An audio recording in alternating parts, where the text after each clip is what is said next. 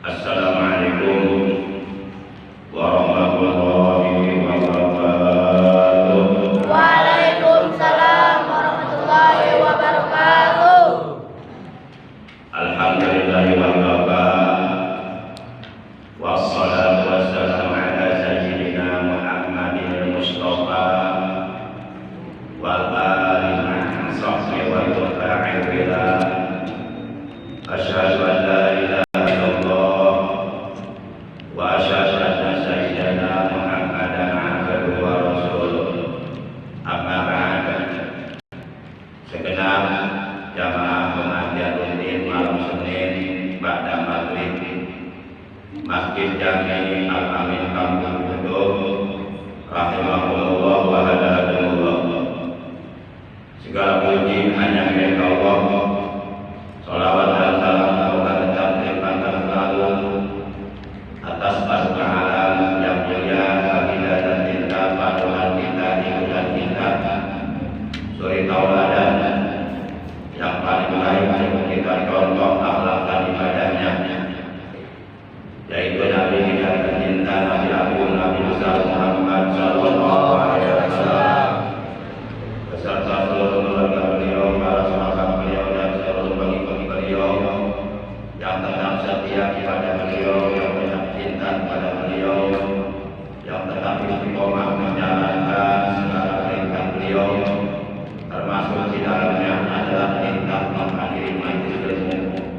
Semoga kita semua yang hadir, yang berada di dalam masjid ini, yang benar-benar siap mau hadir, semoga di hari kiamat kita semuanya dan keluarga kita mendapatkan syafaat ulama dari beliau dan mendapatkan air dari telaga beliau yang ada di hari kiamat. Amin ya Allah ya rabbal alamin. Ma'asyiral muslimin rahimakumullah wa hadakumullah. Kita awali pengajian kita pada malam ini memasuki malam tanggal 7 di bulan Rabiul Awwal tahun 1444 Hijriah, bertepatan dengan tanggal 2 di bulan Oktober tahun 2022 Masehi.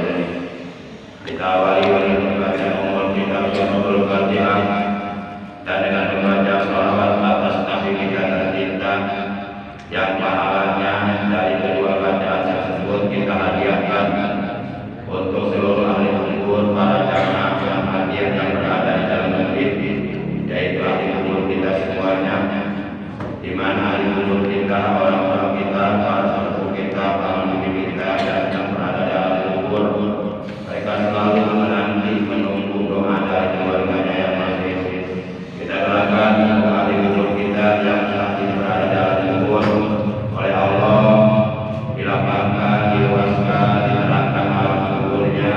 Dalam rahmatnya Allah, alam kuburnya dijadikan taman daripada taman-taman surga, dan mendapatkan nikmat di alam kuburnya, diselamatkan dari siksa kubur. Kita semua yang hadir yang berada di dalam masjid semoga selalu disehatkan oleh Allah, dijauhkan dari berbagai macam penyakit, dijadikan orang-orang yang istiqomah dalam beribadah kepada Allah. Semoga menikmati nanti dalam keadaan husnul khotimah. Amin ya Allah ya rabbal alamin. Bidil taniyat ya Fatihah. A'udzu billahi minasyaitonir rajim. Bismillahirrahmanirrahim. Alhamdulillahi rabbil alamin. Arrahmanir rahim. Maliki yaumiddin. Iyyaka na'budu wa iyyaka nasta'in. Ihdinas siratal mustaqim. Siratal ladzina an'amta 'alaihim ghairil maghdubi 'alaihim waladdallin.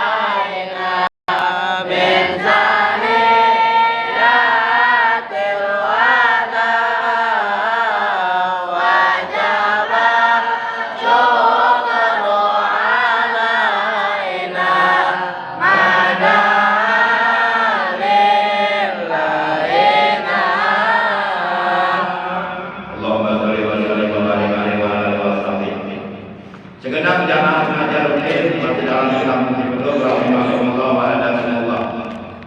Ada 3 golongan umat manusia yang kelak di hari kiamat nanti tidak akan dapat melihat wajah Rasulullah Shallallahu Alaihi Wasallam. Jadi yang 3 golongan ini sama sekali tidak akan bertemu dengan Rasulullah di hari kiamat nanti. Tidak akan berjumpa dengan Rasulullah di hari kiamat nanti. Artinya, jangankan untuk mendapatkan syafaat dari beliau, jangankan untuk mendapatkan air dari telaga beliau yang ada di hari kiamat, untuk bertemu saja tidak bisa, untuk menjumpainya saja tidak bisa, untuk melihat wajahnya saja tidak bisa, apalagi mendapatkan syafaat. Orang yang di hari kiamat tidak mendapatkan syafaat dari Rasulullah itu adalah orang-orang yang akan celaka, orang-orang yang akan sengsara di hari kiamat ribuan tahun lamanya, orang-orang yang akan menderita ribuan tahun lamanya. Apabila manusia di hari kiamat tidak mendapatkan syafaat, itu tandanya dia akan dimasukkan ke neraka oleh Allah. Seluruh umat manusia di hari kiamat di padang mahsyar yang sedang dikumpulkan oleh Allah untuk dihisab, dari mulai manusia umatnya yang pertama yaitu umatnya Nabi Adam, hingga manusia yang terakhir dari umatnya Nabi yang terakhir yaitu umat Islam di akhir zaman. Mereka seluruhnya di padang mahsyar di hari kiamat sangat amat membutuhkan syafaat dari baginda-baginda yang mulia tercinta Nabi Agung Nabi besar Muhammad.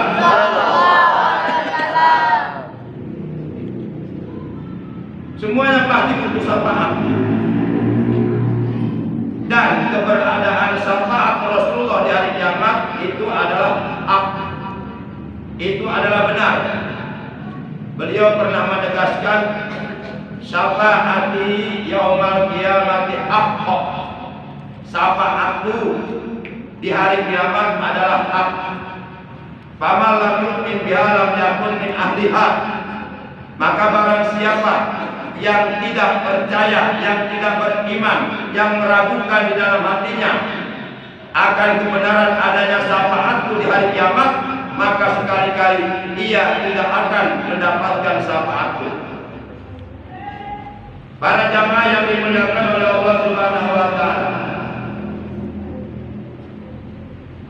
Nah, ada 3 golongan yang tidak akan mendapatkan syafaat di hari kiamat.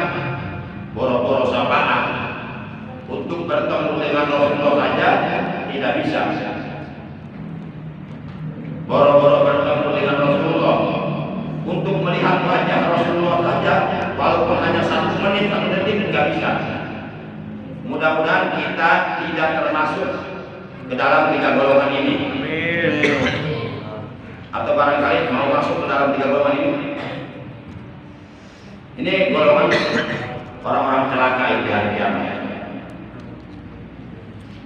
Hal ini sebagaimana diterangkan dalam sebuah hadis bahwa baginda yang mulia tercinta Nabi Agung Nabi besar Muhammad Shallallahu Alaihi Wasallam, beliau telah bersabda,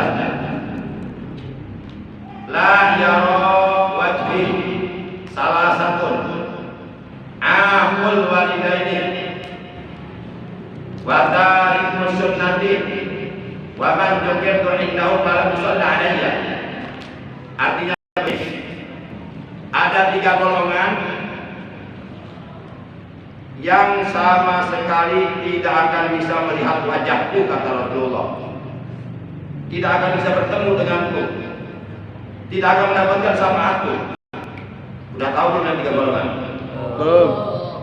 Udah tahu belum? Belum. Pengen tahu?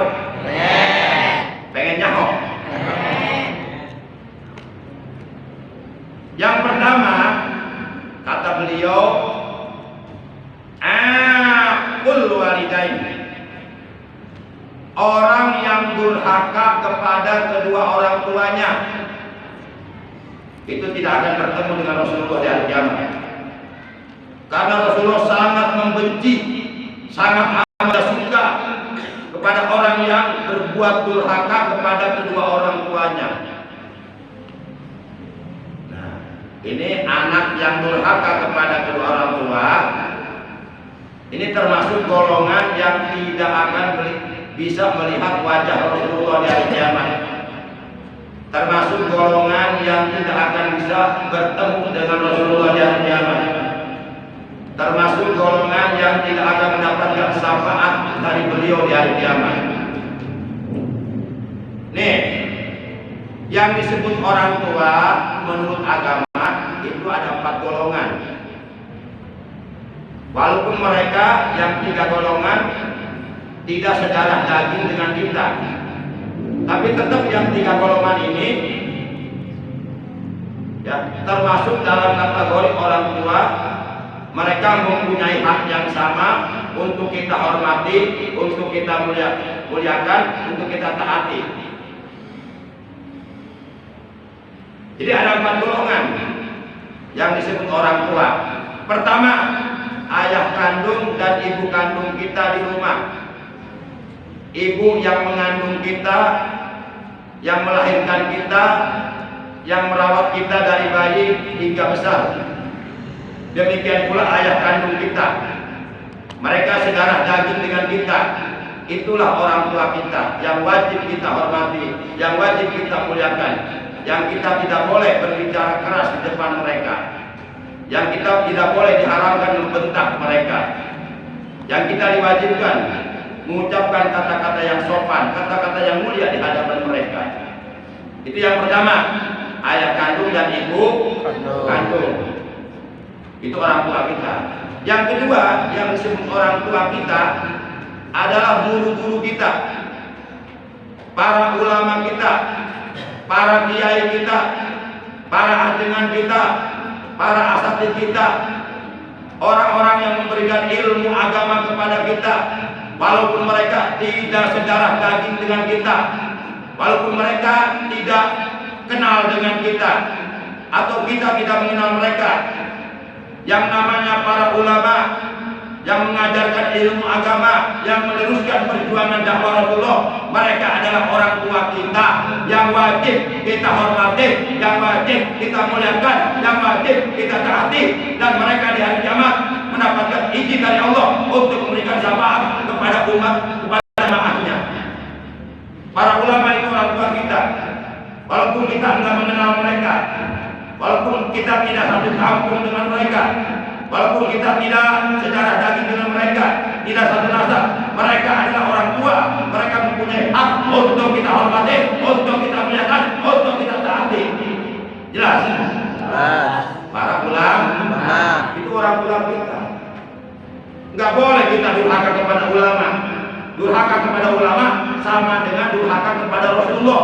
Karena ulama adalah pewaris Rasulullah. Al ulama warasatul anbiya.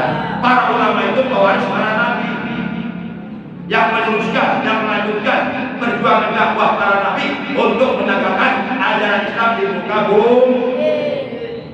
Itu yang kedua, para ulama. Makanya kalau ada orang durhaka sama ulama, biasanya kewalak biasanya dikasih sakit oleh Allah. Sakitnya parah, ujung modal. Nauzubillah min. Lihat orang-orang yang durhaka, yang menghina Habib Rizik, udah banyak yang mati. Budi Jarot modal, terus jaksa penuntut umum yang menuntut Habib Rizik di penjara 4 tahun udah modal. Satu persatu mereka mulai menerima akibat dari perbuatan mereka. Para jamaah yang dimuliakan oleh Allah, Habib Rizik sekarang sudah ada di rumah. Tiap hari beliau menerima tamu 600 orang, 700 orang. Termasuk saya kemarin ketemu beliau. Bahkan saya dicium kening saya oleh beliau langsung. Kemarin hari Ahad tanggal 25 September bertepatan dengan tanggal 28 Sofar. Saya ada rombongan ke Petamburan, ke markas syariah Petamburan, langsung bertemu dengan imam besar umat Islam Al-Habib Muhammad Ibn Syihab. Dan saya tidak nyangka kalau jidat saya dicium oleh beliau dicium. Alhamdulillah, jidat saya yang jelek ini dicium oleh ulama besar. Alhamdulillah, oleh seorang wali min auliyaillah. Itu keberkahan buat saya. Para jamaah yang dimuliakan oleh Allah Subhanahu wa taala. Itu yang kedua ya, yang disebut orang tua para ulama. Yang ketiga adalah siapapun orangnya, walaupun tidak sedarah daging dengan kita, walaupun kita tidak mengenal mereka, tapi kalau mereka usianya, umurnya jauh di atas kita, yaitu para sesepuh, kakek-kakek, nenek-nenek, orang tua yang sudah sepuh, walaupun mereka tidak sedarah daging dengan kita, walaupun mereka tidak senasab dengan kita, walaupun kita tidak mengenal mereka, tetap mereka mempunyai hak untuk kita hormati, untuk kita muliakan, karena mereka adalah orang tua. Jangan mentang-mentang kita punya titel S1, S2, S3, S-doger, S-teler, S-campur, lalu kita petang-petang peteng-peteng hidupan orang tua. Nauzubillah min. Buat apa ilmunya tinggi kalau tidak punya akhlak? Betul. Buat apa ilmunya tinggi kalau tidak adabnya jelek? Betul. Gak ada apa-apanya, itu kecil, gak ada apa-apanya. Buat apa ilmu tinggi kalau tidak punya akhlak? Gak ada apa-apanya, no. Para jamaah yang dimuliakan oleh Allah Subhanahu wa taala. Itu yang ketiga. Yang keempat terakhir, suami bagi istri. Suami bagi istri. Jadi para suami itu kedudukannya seperti orang tua. Ketika seorang wanita belum menikah, maka wanita tersebut berada dalam tanggung jawab bapak kandungnya dan ibu kandungnya. Maka wanita tersebut wajib menghormati bapak kandungnya, wajib menghormati ibu kandungnya ketika belum punya suami. Tapi ketika wanita itu sudah dinikahi oleh seorang laki-laki, telah bersuami, maka ridho Allah terletak pada keridhaan suaminya. Maka suaminya menggantikan kedudukan orang tua. Suamilah yang bertanggung jawab kepada wanita tersebut atas keselamatannya di dunia dan di akhirat. Maka kedudukan suami bagi istrinya itu seperti orang tua. Artinya para istri wajib hormat sama suami. Kalau ada istri tahajudnya rajin, duhanya rajin, baca Qur'annya rajin, pinter, seorang ustazah, tapi berbuat durhaka sama suami, haram masuk surga. Ridho Allah bergantung kepada keridhaan orang tuanya. Apabila wanita tersebut belum punya suami, tapi ketika wanita tersebut sudah punya suami, maka keridhaan Allah bergantung kepada suami. Kan dulu ada seorang wanita punya suami. Ini cerita nih dalam kitab Bulughul Jen. Kita persingkat saja ceritanya panjang, mungkin satu kaset mungkin. Tapi kita persingkat saja deh. Dulu ada seorang wanita solehah, punya seorang suami fasik, suaminya munafik. Istrinya solehah, suaminya fasik, suaminya munafik. Ini si istri yang solehah, setiap mau melakukan perbuatan yang baik apapun selalu diawali dengan Bismillahirrahmanirrahim. Mau jalan, Bismillahirrahmanirrahim. Mau makan, Bismillahirrahmanirrahim. Mau tidur, Bismillahirrahmanirrahim, dan baca doanya. Pokoknya setiap mau melakukan kebaikan selalu membaca Bismillahirrahmanirrahim. Ini seorang istri yang solehah. Nah, suaminya yang fasik, suaminya yang munafik tahu perbuatan istrinya seperti itu. Oleh karena suaminya fasik, munafik, nggak suka istrinya membaca Bismillah. Akhirnya suaminya muji. Pada suatu hari suaminya bilang kepada istrinya, kalau di kampung kita kan bilang sama istri itu neng gitu ya. Kata suaminya, neng, ya neng, ya ini Papa mau nitip uang nih, mangga AA. Ini awas jangan sampai hilang ya. Ini uangnya banyak ini 10 juta. Baik AA. Nah ketika suaminya mau menyerahkan uangnya ke istrinya, ini istri yang solehah menerima dengan bismillah. Bismillahirrahmanirrahim. Itu suami tambah kesal baik tuh. Bismillah lagi, bismillah lagi. Tambah gendeng baik suaminya. Suaminya munafik, asik, orang durhaka. Kemudian nanti Neng kalau satu waktu uang itu AA tanyakan harus ada ya. Baik AA, tenang saja, oke deh. Ya, baik. Intinya mau jalan, mau naruh uang. Bismillahirrahmanirrahim. Mau ngambil kunci lemari. Bismillahirrahmanirrahim. Mau memasukkan kunci ke lubang kunci. Bismillahirrahmanirrahim. Mau membuka. Bismillahirrahmanirrahim. Narik pintu lemari. Bismillahirrahmanirrahim. Naruh uang. Bismillahirrahmanirrahim. Nutup pintu. Bismillahirrahmanirrahim. Ngunci pintu. Bismillahirrahmanirrahim. Mau jalan kembali. Bismillahirrahmanirrahim. Uang sudah saya taruh. Baik, awas jangan sampai hilang. Sewaktu-waktu nanya uang harus ada kalau hilang. Nah, baik sekarang mau pergi, ya pergi. Padahal hanya ngumpet. Begitu istrinya ke dapur, kerja di dapur, masak-masak, itu si A-nya masuk lagi. Dia punya kunci cadangan, seret. Dibuka pintunya, diambil, cepet-cepet buang, diambil, cepet-cepet uangnya dibuang ke sumur. Ditutup lagi baliknya. Jahat enggak? Jahat. Jadi uangnya dibuang ke sumur. Nah beberapa hari kemudian suaminya nanyain, Neng, uang yang kemarin A titipin ada enggak? Ada AA, tenang saja ada. Padahal udah dibuang sama dia sendiri. Nah ambil, baik AA, jalan. Bismillahirrahmanirrahim. Mau ngambil kunci. Bismillahirrahmanirrahim. Mau masukkan kunci ke dalam lubang. Bismillahirrahmanirrahim. Buka kunci. Bismillahirrahmanirrahim. Buka pintu. Pintu lemari. Bismillahirrahmanirrahim. Narik pintu lemari. Bismillahirrahmanirrahim. Ternyata uang sudah ada. Ajaib tidak? Hebat tidak? Ternyata malaikat langsung ngambil uang dari sumur, langsung dimasukkan ke lemari. Itu pertolongan Allah bagi orang yang soleh. Akhirnya suaminya gimana? Malu gak dia? Malu. Kok uang ada sih Ali?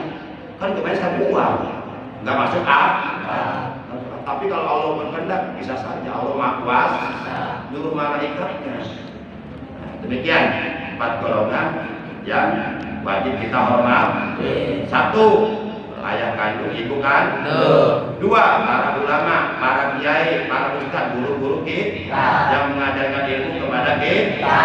3, para sesepuh yang usianya jauh di atas kita. 4, suami bagi istri. Ridho Allah, ridho walidain, wasulullah, besodir walidain. Ridho Allah bergantung kepada keridhaan orang tua.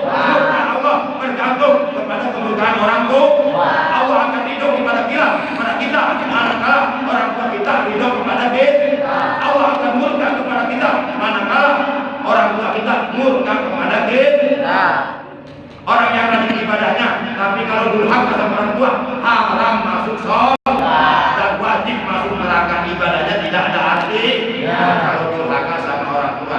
Itulah golongan yang pertama yang tidak akan mendapatkan syafaat Rasulullah. 1, orang yang durhaka kepada orang tua. 2, orang yang meninggalkan sunnah Rasulullah. 3, orang yang ketika mendengar nama Rasulullah disebut tidak bersolawat. Demikian, oleh karena sudah masuk waktu isya, kurang lebihnya mohon maaf. Mari kita tutup tali